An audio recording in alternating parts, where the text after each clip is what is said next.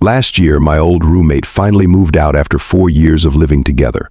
We'd both gotten better jobs, and the place wasn't anything special, so it was bound to happen sooner or later.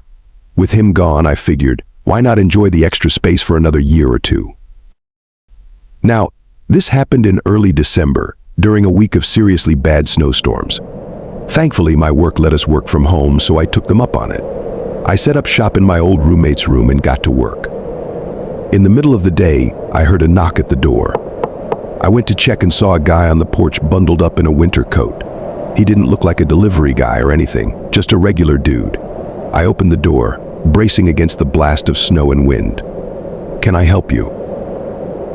He apologized for bothering me, then explained he was stuck in a snowbank just down the road. No phone on him, so he asked to use mine. I was hesitant, but I told him to hang tight. I shut the door and went to the other side of the house to peek out the window. Sure enough, there was a small SUV wedged against the curb, buried in snow. So, he wasn't lying. I grabbed my jacket and shoes and went back to the door. Still a bit unsure, I stood on the porch with him while he called his brother. Just in case he tried anything funny with my phone, I could chase him down. But the call was quick, and he handed back my phone, thanked me, and went on his way. I watched from the window as he got into his car and thought, that's that went back to work, finished up around 7, and called it a night. Then I remembered about the guy in his car. I checked again, and to my surprise, the car was still there, and he was moving around inside. It had been almost 3 hours. Maybe he was waiting for a ride? I had no clue. I made myself some dinner and chilled on the couch watching TV. Around 9:30, I headed upstairs to shower and get ready for bed. I got in the shower, and a few minutes later, bam, bam, bam, someone was pounding on the front door, shaking the whole house. They were yanking on the doorknob, going absolutely nuts. It scared the crap out of me. I jumped out of the shower, threw on some clothes, and started downstairs. But as I got to the hallway, everything went silent. Nothing but the wind outside. It was creepy. I tiptoed to the front door, but no one was there. The car was still there, but the guy was gone. I freaked out and called the police. They found footprints in the snow, but the storm covered them up quickly. They got the car's license plate and matched it to the guy I'd helped earlier. They waited for him to show up, but he never did. I can't stop thinking about what might have happened that night. Was it the same guy, desperate to get in? Or someone else with bad intentions? People seem to think the guy was running from something and needed help, but what happened after is a mystery. We'll probably never know where he is now or what he was running from. It's a long list of unanswered questions. It was January, and I was renting out a tiny cabin by an ice fishing lake. It was a basic place, just the bare necessities, perfect for folks like me who love to fish. Usually I'd bring a buddy along, but sometimes I'd go solo. Never had any problems before. I had 3 days planned out, no real agenda besides fishing on the lake. Day 1, I got to the cabin, unpacked, made some coffee, and relaxed by the fireplace. The cabin was just one room, so everything was right there. I fell asleep early and woke up around 7 a.m. to hit the lake. It was a short walk through the snowy woods to the lake. Found a good spot, set up my gear, drilled a hole in the ice, and started fishing. I love just sitting there, letting my stress melt away. I know some people think it's boring, but not me. I stayed out there for several hours until the snow and wind picked up. As I walked back to the cabin, I saw footprints in the snow, following mine from earlier. They went right up to the edge of the lake, then turned back towards the cabin. That made me uneasy.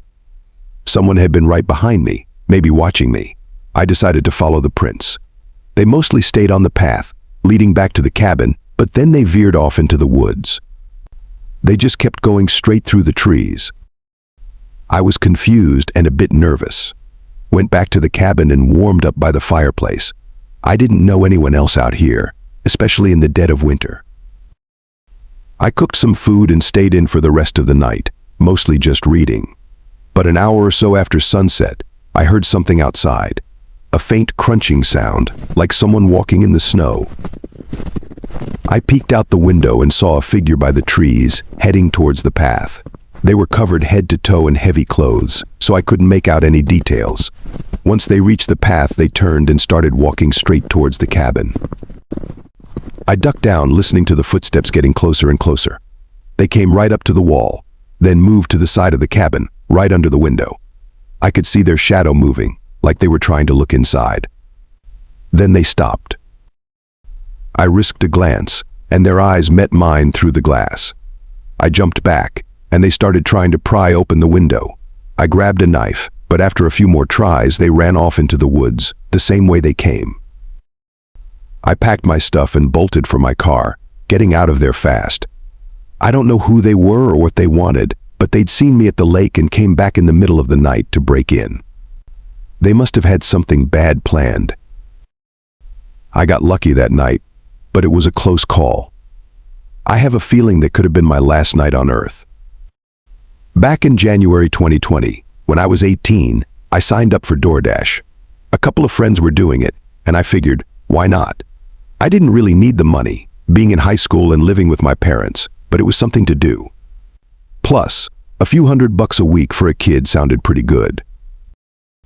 The first few nights went fine. I learned the ropes after a few deliveries, and it became pretty routine.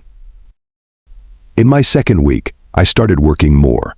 I got excited about making my own money and wanted to earn as much as possible. My friends had mentioned that bad weather meant more orders, so one snowy night, I decided to give it a go. For the first hour, I was on FaceTime with a friend, both of us driving around. He headed home around 8, but I was still up for more. It was Saturday, so I could stay out as late as I wanted.